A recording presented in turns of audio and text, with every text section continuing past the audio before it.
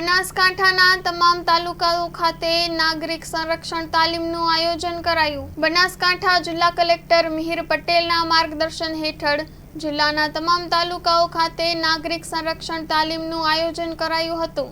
ભારત સરકાર દ્વારા નાગરિક સંરક્ષણ અધિનિયમ 1968 અને નાગરિક સંરક્ષણ નિયમો 1968 મુજબ શત્રુ હુમલા સામે વ્યક્તિ અને મિલકતના રક્ષણ માટે નાગરિક સંરક્ષણ સેવાના સભ્ય તરીકે જોડવા પાત્રતા નક્કી કરાઈ હતી।